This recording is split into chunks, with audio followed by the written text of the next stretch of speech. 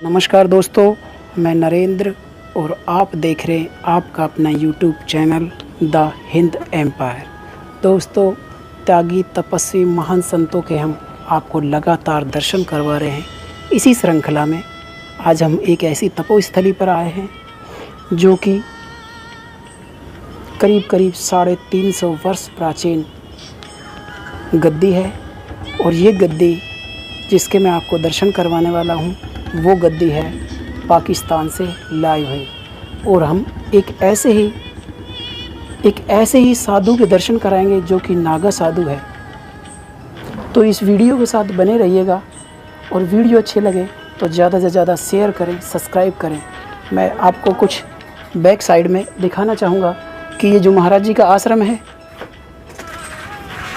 ये महाराज जी का जो आश्रम है, ये देखिएगा इस तरह से इधर की तरफ पार्क बना हुआ है और यहाँ पर कुछ समाधियाँ बनी हुई है, इनको भी दिखाना चाहूँगा।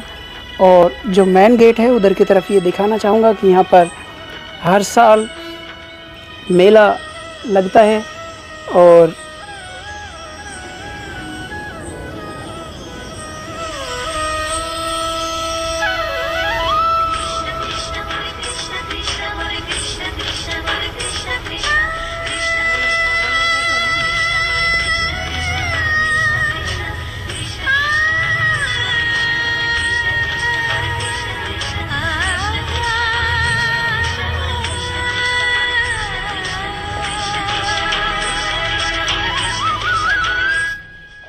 मैं स्वामी गोविंद गिरी हूँ।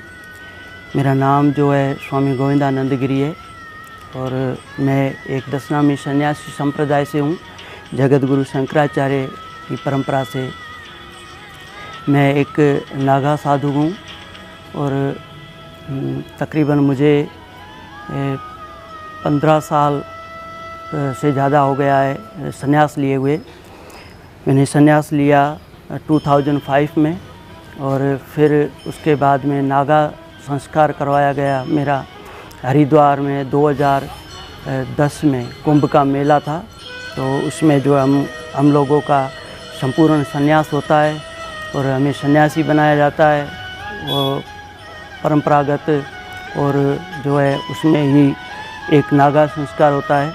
और मैं उस नागा संप्रदाय से भी हूँ और मैं अपने जूना अखाड़ा जो हमारा है दशनामी सन्यासियों का, उसमें सबसे छोटी उम्र का मैं महात्मा हूँ। मेरा तकरीबन 16 साल से कम उम्र में मुझे संन्यास हो गया था। वो मेरे गुरु महाराज जी थे तो उनका आकस्मिक एक निधन हो गया था, कोई दुर्घटना घटित हुई। तो उनमें उनका नाम मेरे गुरु महाराज जी का था स्वामी गोपालानंद गिरी महाराज और शिष्य स्वामी ध्यान गिरी महाराज के थे वो।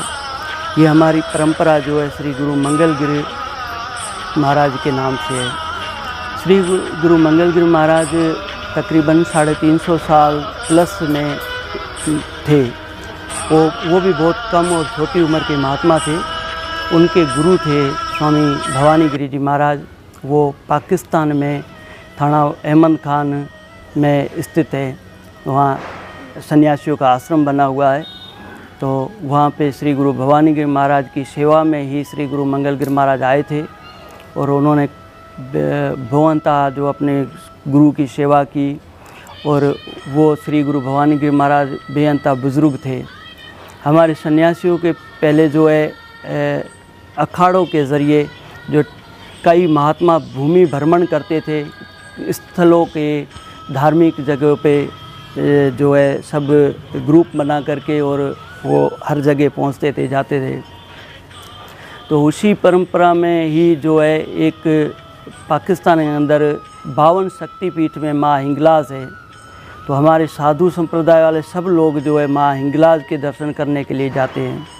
और आध्यात्मिक में या शास्त्रों में कहा जाता है कि अगर 52 शक्तिपीठ सृष्टि के ऊपर है, उसमें 51 अगर हम शक्तिपीठ दर्शन कर लेते हैं और एक 52वां जो है हिंगलाज माँ अगर हम नहीं करते हैं तो वो एक व्यर्थ माना गया है। और हम एक माँ हिंगलाज के अगर दर्शन कर लें तो 51 नहीं करने की कोई ज़रूरत नहीं है, इतना उसका पावर है। तो सन्यासियों की इष्ट देवी भी है। वैसे सन्यासियों का इष्ट भगवान जो है गुरु दत्तात्रेय भगवान है, और माँ भगवती, माँ हिंगलाज जो है हम 10 नामी सन्यासियों की माँ है और इष्ट देवी है। तो हमारे सारे सन्यासियों के टोले जो है प्राचीन काल से माँ हिंगलाज के दर्शन करने के लिए पद यात्रा जाते थे। फिर कई महात्मा वहाँ रह गए। जिस समय कोई हिंदुस्तान पाकिस्तान का कुछ था नहीं, बहुत साल पुरानी बात है, 400-500 साल हो चुके हैं इनको। तो वहीं उसी टोले में जो है हमारे श्री गुरु भवानी गिर महाराज गए थे, और वो काफ़ी उनकी एज हो गई थी। फिर वो वहाँ पे कुटिया बना करके आश्रम में रहने लगे। थाने अहमद खान में एक जंगलों में पहाड़ है, वहाँ पे एक आश्रम बना हुआ है, श्री गुरु बालपुरी के नाम से जाना जाता है।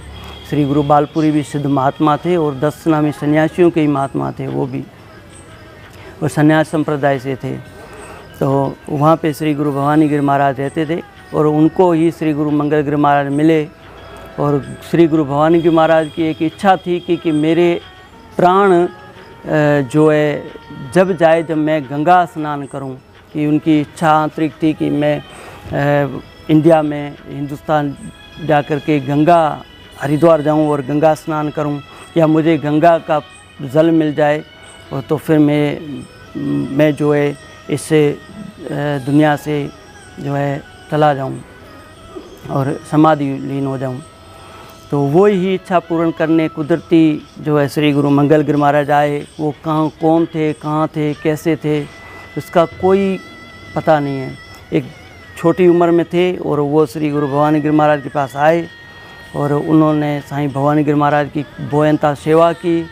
और उसके बाद में उनकी इच्छा पूर्ण करने के लिए वो हरिद्वार से गंगा जल लेने गए, और हर की पौड़ी से पानी गंगा जल उठाया लेकर के, और पद यात्रा में ही वापस पाकिस्तान आश्रम पे वहाँ गए, और अपने गुरु श्री गुरु भवानी गिर महाराज को बिठा करके और उनको स्नान करवाया, आचमन करवाया। और गंगा स्नान कराने के बाद में उनका जो भी शरीर के नीचे से जो पानी निकल करके आया, तो वो पानी जो है श्री गुरु मंगल गिर महाराज ने खुद ने जो ग्रहण कर लिया, अपने गुरु के शरीर से गंगा जल के द्वारा पानी निकला हुआ। तो श्री गुरु भवानी गिर महाराज बेहंता उनके ऊपर प्रसन्न हुए। तो उन्होंने एक सिर्फ लफ्ज़ कहे कि आज से ये गांव जो है मेरा है, पर नाम तुम्हारा होगा। तभी से लेकर के आज तक श्री गुरु मंगल गिर के नाम से ही जाना जाता है।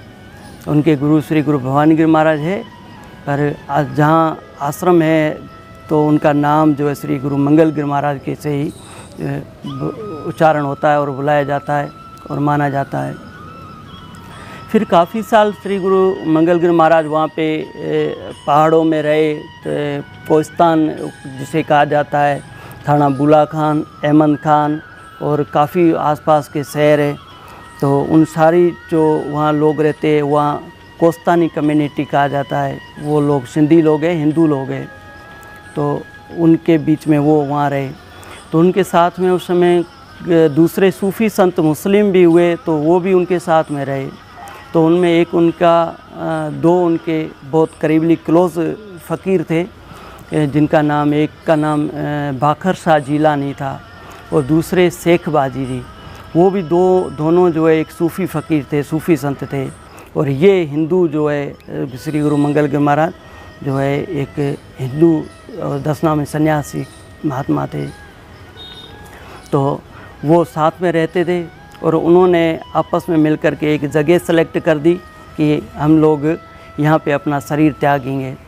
तो उन्होंने एक लाइन में ही जो है अपनी अपनी जगह मुकर्रर करके और उन्होंने वहाँ पे समाधि ले ली। श्री गुरु मंगल गिर महाराज ने जीवित समाधि ले ली। वो उन्होंने अपना पूरा शरीर जो है समाधि के अंदर बिठा करके ऊपर में जो है मिट्टी डाल दिया गया और उनकी समाधि बन गई। तब जा कर के जो जीवित समाधि लेता है उसको जो है सिद्ध पुरुष कहा जाता है। सिद्ध की मान्या या सिद्ध जिनके पीछे लगता है तो वो श्री गुरु मंगल गिर महाराज के ऊपर इसलिए लगता है क्योंकि वो जीवित समाधि में है। और सिद्ध जो होता है वो कभी मरता नहीं है और हमेशा वो रहता है। तो इस वजह से ये तपोभूमि या सिद्ध भूमि कहा जाता है श्री गुरु मंगल गिर महाराज का आश्रम। तो इसमें फिर कई महात्मा आए, काफ़ी गए। फिर उनमें बीच में श्री गुरु हमारे गंगागिर महाराज थे, वो आँखों से नाभिन थे। उनका एक शिष्य था, कम से कम मेरी उम्र का था, तो वो उनकी सेवा करता था। तो वो बीच में उस समय कहीं चला गया भ्रमण पे, और उसका स्वास्थ्य बिगड़ गया और दूसरे शहर में उसने अपना शरीर त्याग दिया। तो शरीर त्यागने के बाद में वो दूसरे शहर के लोग थे, वो उनको लेकर के गुरुजी के पास आए, श्री गुरु गंगागिरी महाराज के पास में। तो उन्होंने श्री गुरु गंगागिरी महाराज ने अपने शिष्य को, उनका नाम बुद्धगिरी था, तो उनको वहाँ पे समाधि दे दी, जहाँ पे श्री गुरु मंगलगिरी महाराज की समाधि बनी हुई है। वो समाधि स्थल बना हुआ है, वहाँ पे दूसरे महात्माओं की काफ़ी समाधियाँ हैं। तो उनके बाद में श्री गुरु गंगागिरी महाराज एक आँखों से नाभिन थे और उनकी सेवा करने के लिए कोई नहीं था, वो बुज़ुर्ग भी हो गए थे, तो वो बड़े परेशान रहने लगे। फिर भगवान कृपा हुई, ईश्वर कृपा हुई कि श्री गुरु ध्यानगिरी महाराज कहीं से आकर के वहाँ पहुँच गए, और उनको मालूमात हुआ कि यहाँ पे एक महात्मा रहते हैं थाने भूरा खान के अंदर, और वो सन्यासी महात्मा है और वो आँखों से नाभिन भी है। तो महाराज जी जो उनकी स्वामी ध्यानगिरी महाराज उनकी शरण में गए, उनकी सेवा करने लगे। उन्होंने काफ़ी उनकी सेवा की। उनके बाद उन्होंने उन्हीं से जो है संन्यास ले लिया, और वो काफ़ी टाइम थाने भूला खान में पाकिस्तान आश्रम में रहे। उनके बाद में उनका शिष्य जो एक श्री गुरु महाराज दूसरे आए, वो स्वामी ध्यानगिरी महाराज के शिष्य हुए, स्वामी शेषगिरी महाराज। वो भी वहाँ महाराज जी के पास में गुरु आश्रम पे रहने लगे, श्री गुरु मंगलगिरी आश्रम पे, और वो वहाँ पे सेवा करने लगे। फिर स्वामी गंगागिरी महाराज का शरीर शांत होने के बाद में कुछ समय के बाद में स्वामी ध्यानगिरी महाराज जो है यहाँ इंडिया आ गए। इंडिया आकर के उन्होंने यहाँ पे ये खैरथल के अंदर आश्रम बसाया, छोटी सी कुटिया बनाई। यहाँ कुछ सिंधी कम्युनिटी के लोग जो पाकिस्तान में रहते थे, वो महाराज जी के शिष्य थे। वो सन 47 में जब जंग हुआ तो वो लोग यहाँ इंडिया आ गए थे, तो वो यहाँ खैरथल रहने लगे। तो गुरु महाराज भी 1964 में भ्रमण के लिए ही आए थे। वो पहले भी कई दफ़ा यहाँ पे आए, उन्होंने नर्मदा यात्रा की, गंगा यात्रा की, और काफ़ी जो है उन्होंने धार्मिक स्थलों पर भ्रमण किया। और फिर वो दोबारा जब लास्ट ईयर आए थे 1964 में, तो यहाँ पे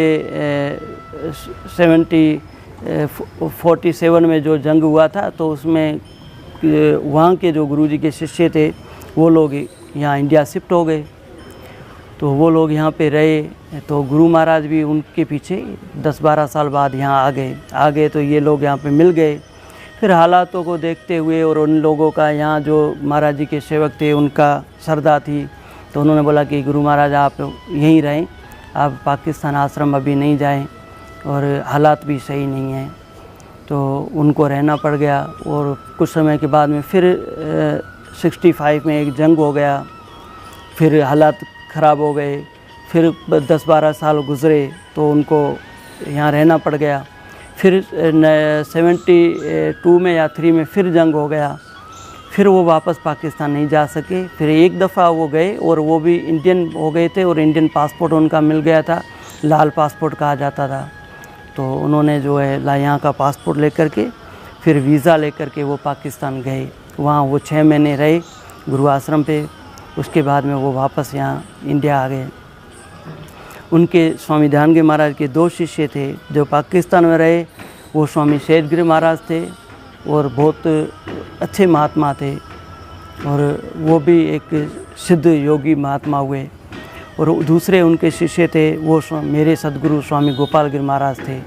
वो बहुत पढ़े लिखे थे। उनको जो है स्वामी ध्यानगिरी महाराज ने बहुत पढ़ाई करवाई, उनको पढ़ाया। हरिद्वार में कनखल यूनिवर्सिटी में पढ़े, वो काशी यूनिवर्सिटी से पढ़े। वो एक आचार्य डिग्री थे, और हमारे 10 नाम जूना अखाड़े के महंत भी थे। तो वो स्वामी ध्यानगिरी महाराज जो मेरे दादा गुरु थे, उन्होंने 14 जनवरी और 1992 में शरीर जो है त्याग दिया, और उनका जो है यहाँ पे समाधि दे दिया गया। और उनके बाद में जो मेरे गुरु महाराज थे स्वामी गोपालगिरी महाराज को, उनको यहाँ का गादी नशीन बनाया गया। वो इस आश्रम में आए और उत्तराधिकारी उनको घोषित किया गया। वो महाराज जी के शिष्य थे और उन्होंने फिर जो है यहाँ आश्रम संभाला। वो गुरु सेवा करते थे, वो उनके साथ में फिर हम आ गए और हमें महाराज जी पढ़ाते थे। हम स्कूल पढ़ा करते थे और आश्रम में रहा करते थे। और तकरीबन मैं आया था, मेरी उम्र 4 साल थी, 3 या 4 साल के बीच के थी। तो मुझे मेरे माँ बाप ने, मेरे परिवार वालों ने महाराज जी को जो है अर्पित कर दिया था। और कोई कारण होगा या उनकी श्रद्धा थी, क्योंकि मेरे जो दादा गुरु स्वामी ध्यानगिरी महाराज के मेरे परिवार वाले, मेरी फैमिली वाले महाराज जी के शिष्य थे, उनकी बेहूबयंता आस्था थी। और मेरा ब्लड जो है राजपूत है, हम राजघराने से थे। तो हमारे माँ बाप ने, अपने गुरु महाराज ने को जो है मुझे चरणों में दे दिया गया। फिर मुझे स्वामी गोपाल गिरी महाराज में जो गुरु हुए, तो उन्होंने मुझे बुलाया और उन्होंने मुझे अपने साथ रखा। मैं उनके साथ में 13-14 साल रहा। फिर बस एक आकस्मिक हादसा हो गया। हमारी समझो बेअंता किस्मत ख़राब थी कि ऐसे गुरु के सानिध्य से हमें दूर होना पड़ा। वो 2005 में शरीर त्याग गए। उनका जो है आकस्मिक निधन हो गया था। उनके बाद में हमें यहाँ पे कच्चा जैनव जैसे कहा जाता है, ऐसे ही कच्चा भगवा पहना करके 5 गुरु लोग बैठ करके और गुरु महाराज को समाधि दी गई और मुझे महात्मा का बेग दे दिया गया। उसके बाद में फिर 2010 में मैंने संपूर्ण संन्यास करवाया। जगत गुरु शंकराचार्य संप्रदाय से 10 नामी सन्यासियों का हमारा जूना अखाड़ा है हरिद्वार के अंदर। तो 2010 में कुंभ मेला लगा था, तो उसमें हमारे आचार्य गादी के गुरु महाराज है स्वामी अवधेशानंद गिरी जी महाराज, उनके द्वारा मेरा जो है संन्यास हुआ। उन्होंने मुझे संन्यास दीक्षा दी और कुछ समय के बाद में नागा साधु बनाया गया, जो हमारे अखाड़ों के ज़रिए ही बनाया जाता है। उसमें ये नागा संप्रदाय कहा जाता है। तो संन्यास के बाद में नागा साधु भी बनाए जाते हैं। तो मेरा भी जो नागा संस्कार हुआ और मैं 2010 से फिर इस आश्रम पे रहता हूँ। और कुछ टाइम मेरा जो है हमारा गुरु आश्रम है, जो प्राचीन गादी है, वो पाकिस्तान के अंदर थाने बुला खान में है, बहुत बड़ा आश्रम है। तो वहाँ पे मैं यहाँ 14 जनवरी में स्वामी गुरु ध्यानगिरी महाराज का वर्षीय उत्सव हो जाता है। तो उसके जस्ट कुछ ही समय के बाद में वहाँ श्री गुरु मंगलगिरी महाराज का मेला लगाया जाता है, तो मैं वहाँ पे चला जाता हूँ। फिर मुझे जब तक का वीज़ा होता है, 1 मंथ का होता है या 2 मंथ का होता है, या जैसी सिचुएशन होती है, तो मैं वहाँ पे आश्रम पे रह जाता हूँ। और वहाँ पे हमारे गुरु आश्रम के बहुत सारे शिष्य हैं, तकरीबन 50,000 से ज़्यादा लोग होंगे, वो इस आश्रम के फॉलोअर्स हैं। और उन लोगों के साथ में मैं रहता हूँ।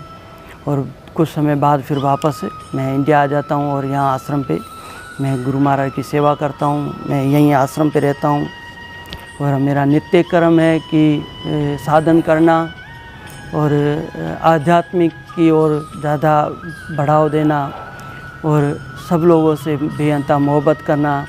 यहाँ लोग जो भी आते हैं, कुछ मेरे आश्रम के शिष्य भी होंगे, कुछ भगवान को या गुरु को मान करके आते हैं, तो उन लोगों से हमारा बेहता लगाव अच्छा है और सब लोग मुझसे बेअंता प्यार भी करते हैं, हम भी सबसे प्यार करते हैं।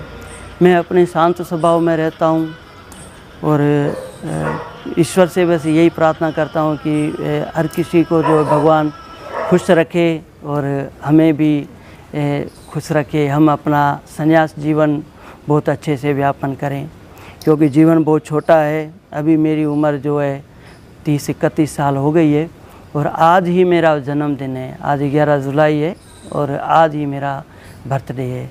और आज के दिन मैं पैदा कब हुआ ये मुझे मालूम नहीं है कि कौन से सन में हुआ था, पर जब मैं अपने गुरु को फर्स्ट टाइम मिला था वो 11 जुलाई था, जब मैं स्वामी गोपाल गिरी महाराज के फेस सामने आया और उनके मैंने दर्शन किए, उनके मैंने चरण स्पर्श किए और उनकी मैं शरण में आया था। वो 11 जुलाई था और उस दिन ही से मैं अपना जन्म मानता हूँ। जिस दिन मुझे वो मिले तो उसी दिन मैं पैदा हुआ हूँ। उससे पहले मैं बच्चा था, पता नहीं मैं जिंदा था या मरा था, इसका कोई मालूमात नहीं था। पर मेरा जन्म जब ही हुआ जब मुझे सद्गुरु भगवान मिले। और महाराज जी, स्वामी गोपाल गिरी महाराज बहुत विद्वान थे, बहुत पढ़े लिखे थे। उन्होंने आध्यात्मिक और शक्तिपात मेडिटेशन का जो है संचार चलाया। उन्होंने 2 पुस्तक भी लिखे, एक महायोग विज्ञान लिखा, वो बहुत अच्छा पुस्तक है, योगेंद्र वैज्ञानिक का पुस्तक है, पर महाराज जी ने उसको जो है सिंधी ट्रांसप्लांट किया। एक मेरे दादा गुरु महाराज का भी एक पुस्तक है, वो दुखन जो दारू सिंधी में है, और दुखन जो दारू मतलब दुखों की दवा उसका नाम है पुस्तक का, और वो बेहतरीन पुस्तक है, बहुत अच्छा पुस्तक है। वो महाराज जी द्वारा संचालित किया गया था। महाराज जी ने उनको जो है निकलवा करके और छपवाया और उन्होंने बाहर किया, और बेहनता है। और ये बहुत अच्छी संप्रदाय है। और ये हमारे अलवर ज़िले के अंदर सबसे बड़ा आश्रम यही है दशनामी सन्यासियों का, ये श्री गुरु मंगल गिरी आश्रम है। और मैं ही सबसे कम उम्र का दशनामी सन्यासी में यहाँ पे महात्मा हूँ।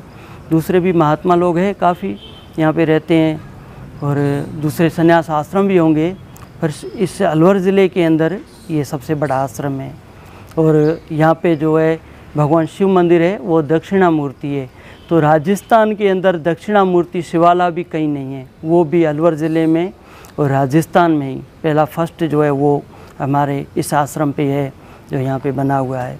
इस साइड गुरु महाराज की समाधियाँ बनी हुई है, जिसमें मेरे श्री गुरु फर्स्ट में दत्तात्रेय भगवान की है, फिर श्री गुरु मंगलगिरी महाराज की नारियल समाधि है, फिर श्री गुरु ध्यानगिरी महाराज की शरीर की समाधि है, फिर उनके बाद में डोली साहब है, जहाँ पे जब गुरु महाराज ने शरीर छोड़ा था 92 में, तो उनके लिए यहाँ डोली बनाया गया था और उन डोली में उनको बिठा करके पूरे शहर का भ्रमण किया गया था, वो रखा हुआ है। उनके पास में फिर जो मेरे चाचा गुरु कहा जाए स्वामी ध्यानगिरी महाराज के शिष्य और श्री गुरु मेरे गोपाल गिरी महाराज के गुरु भाई स्वामी शेरगिरी महाराज, उनकी समाधि है, वो भी नारियल समाधि है। उनकी रियल ओरिजिनल समाधि पाकिस्तान श्री गुरु मंगल गिरी आश्रम पर ही है, बाकी नारियल समाधि है यहाँ पे है।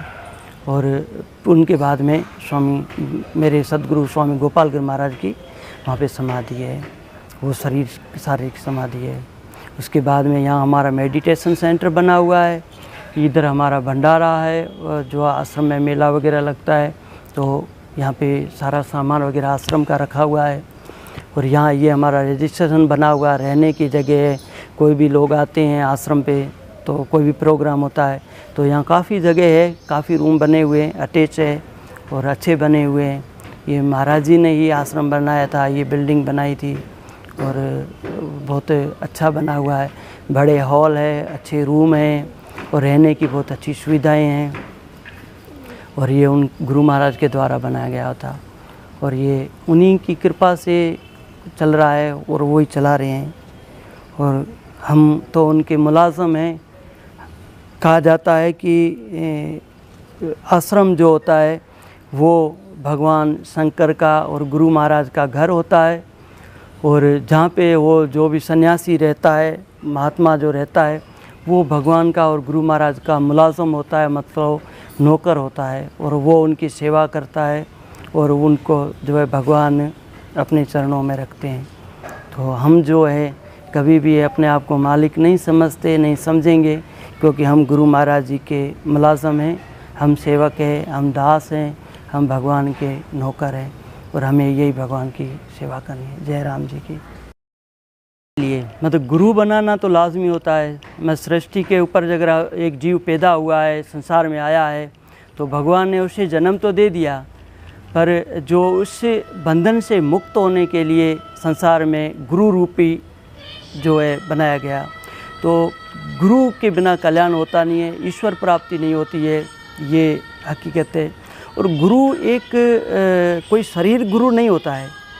गुरु सिर्फ तत्व होता है, गुरु तत्व आत्म तत्व होता है, आत्म तत्व ईश्वरीय तत्व होता है, और ईश्वर तत्व से जो है कनेक्ट कराता है, जो मिलाता है, वो शिष्य तत्व होता है। शिष्य तत्व गुरु तत्व से मिल जाता है, आत्म तत्व से मिल जाता है, गुरु तत्व से मिल जाता है, वो फिर वो ईश्वर तत्व से कनेक्ट हो जाता है, मिल जाता है। तो गुरु का कार्य होता है कि ये शिष्य बना करके अपने आत्मा से कनेक्ट करके और ईश्वर से कनेक्ट कर देना। फिर जो है अगर वो उसके शिष्य के जो भी प्रारब्ध होते हैं, कर्म होते हैं, वो गुरु अपने ऊपर ले करके उन्हें साफ करके, उसके क्लियर करके और उसे जो है मोक्ष और मुक्ति देते हैं। और भगवान जब ही उसे मुक्ति प्राप्त देते हैं जब वो गुरु बना लेता है संसार में आकर के। बिना गुरु जो है व्यक्ति होता है उसे नुगरा कहा जाता है।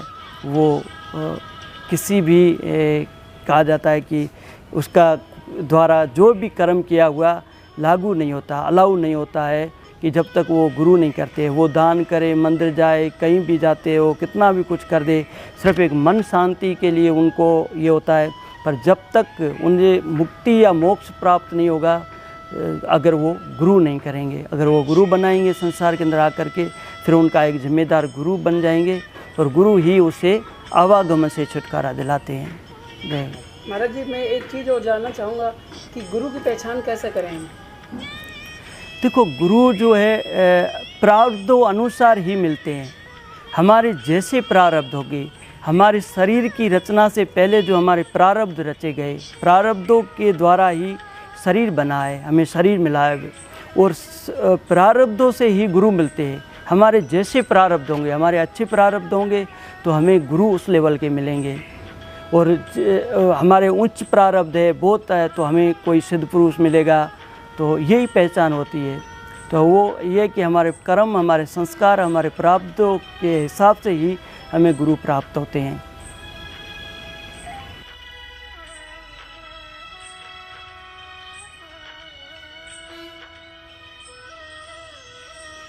मैं एक बात बताना चाहूँगा, कलयुग के अंदर ईश्वर पाना बहुत सहज है और ज़्यादा कुछ करने की ज़रूरत ही नहीं है।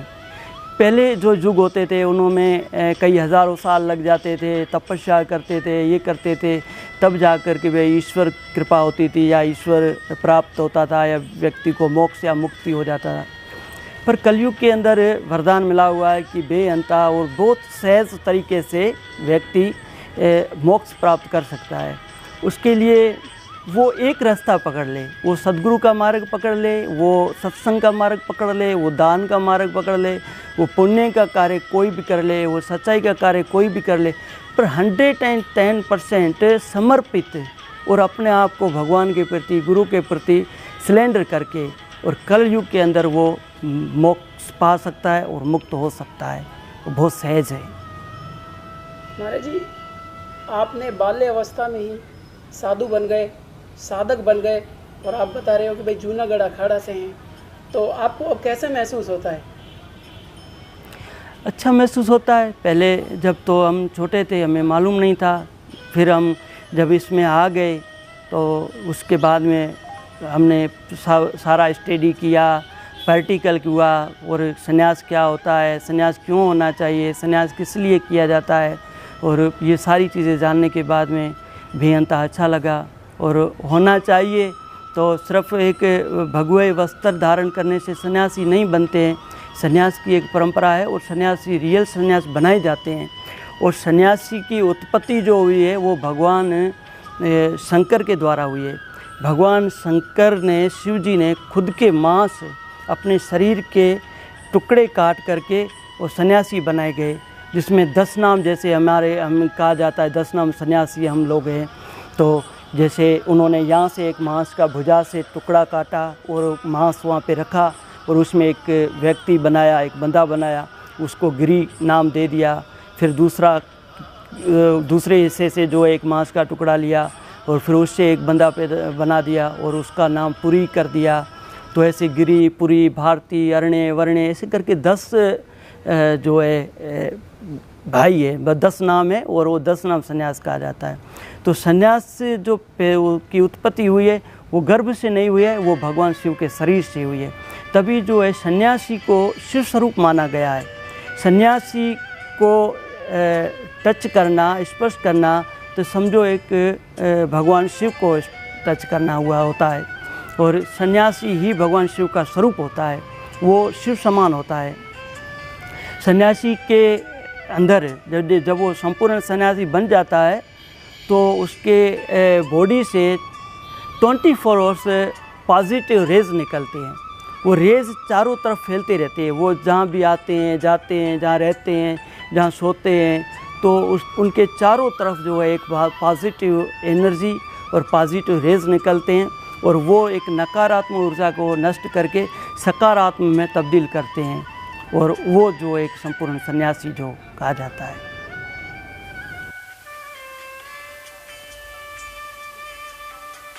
तो यही संदेश देना चाहूँगा कि समय बहुत कम है, जीवन बहुत छोटा है और फालतू चीज़ों को छोड़ करके भगवान शरण में जाएं, गुरु शरण में जाएं, अपने आप को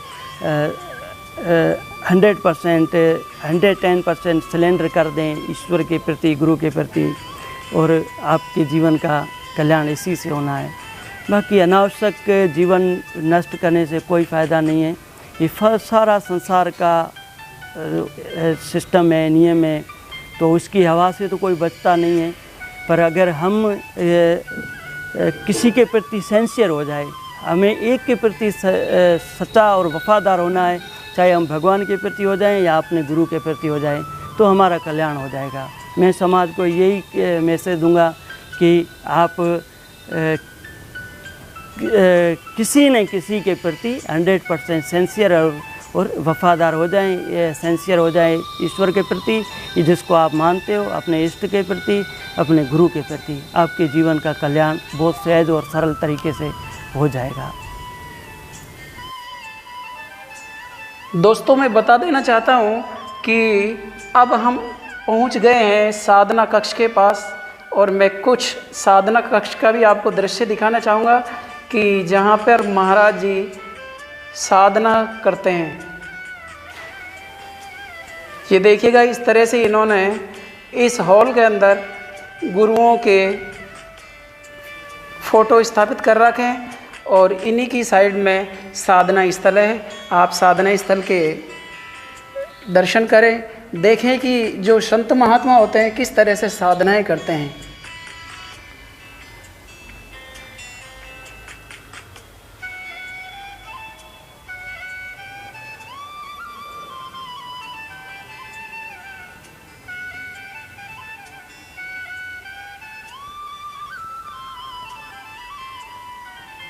भाइयों, मैं इस वक्त स्वामी गोपालानंद गिरी महाराज जी के समाधि के निकट खड़ा हूँ। मैं 2-2.5 साल से इस आश्रम से जुड़ा। मुझे साईं ध्यानगिरी जी महाराज के जो शिष्य थे उनके बारे में बताया गया। एक सहजगिरी महाराज, एक स्वामी गोपालानंद जी महाराज, जिनके बारे में मैं बता रहा हूँ। स्वामी गोपालानंद गिरी जी महाराज बहुत पढ़े लिखे विद्वान थे।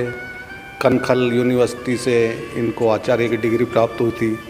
स्वामी गोपालानंद जी को राष्ट्रपति ज्ञानी जेल सिंह से भी सम्मानित किया गया था। और स्वामी ध्यानगिरी जी महाराज की के शरीर त्यागने के बाद, चोला छोड़ने के बाद, स्वामी गोपालानंद जी को गद्दी पे बिठाया गया, जो कि एक महाविद्वान पंडित ज्ञानी थे और अपने आप में एक महासाधु संत जिनको कहते हैं वो थे। यहाँ पर समाधि के निकट जो भी व्यक्ति आने से जिनकी मनोकामना है सारी पूरी होती है। ये मेरा एक पर्सनल अनुभव है। मैं स्वामी ध्यानगिरी जी के समाधि के नज़दीक खड़ा हूँ। स्वामी ध्यानगिरी जी एक साक्षात भगवान के रूप में थे, जिनको एक साक्षात भगवान माना जाता था। यहाँ जो भी भाई आता है अपनी मनोकामना लेके, उनकी हर मनोकामना पूरी होती है। और मैं इस शिवालय से, इस मंदिर से आज से नहीं, जो हमारे पूर्वज हैं उनसे शुरू से जुड़ा हुआ हूँ। और मेरा बचपन शायद आज से, और जब से मैं पैदा हूँ अभी तक इसी शिवालय से जुड़ा हुआ है। जिनको जो आज भी यहाँ पे गुरु हैं, गुरु गोविंद गिरी जी महाराज, उनको मैं अपना गुरु, अपना माँ बाप, अपना सब कुछ समझता हूँ। नमस्कार दोस्तों, मैं देवानंद गुरनानी इस वक्त आश्रम मंगलगिरी में श्री मंगलगिरी समाधि के आगे मंगलगिरी के बारे में बता रहा हूँ। ये मंगलगिरी एक साक्षात भगवान थे जो 300-350 साल प्लस पहले थाना बूला खान में साईं अपने शरण में आए थे। तो इन्होंने जो है जीवित समाधि ली थी अपने पाकिस्तान में। जितना इनके बारे में कहा जाए कम है। साक्षात भगवान हैं। आज इनकी गद्दी जो है पाकिस्तान बूला खान में भी है। वहाँ लाखों की संख्या में तादाद में इनके शिष्य हैं जो कि इस आश्रम से भी जुड़े हुए हैं। धन्यवाद। नमस्कार भाइयों, ये स्वामी जी साईं सहजगिरी जी महाराज की समाधि है, जिनकी रियल समाधि पाकिस्तान में बनी हुई है। यहाँ वो आए थे घूमने। ये स्वामी ध्यानगिरी जी के शिष्य थे। उनकी समाधियाँ खैरथल में बनाई गई है। इनको भी साक्षात भगवान के रूप में माना जाता है और काफ़ी लाखों लोगों की संख्या में इनके शिष्य हैं। और यहाँ जो अपना स्वार्थ के बिना जो आता है उसकी हर मनोकामना पूरी होती है। जय जय। दोस्तों, महाराज जी के आपने विचार सुने, आपको क्या महसूस हुआ कमेंट्स बॉक्स में बताएं। और अब हम विदा लेते हैं। इसी तरह से नए नए साधकों के साथ हम संवाद दिखाते रहेंगे। आज के लिए बस इतना ही। महाराज जी से विदा लेते हैं। जिस तरह से मेरे पे आशीर्वाद बरसा रहे हैं, इसी तरह से सभी भक्तों पर महाराज जी का आशीर्वाद बना रहे, मेरी यही मंगल कामना है। और इसी के साथ मैं अपनी वाणी को विराम देते हुए good bye, see you, tata, Vande Mataram.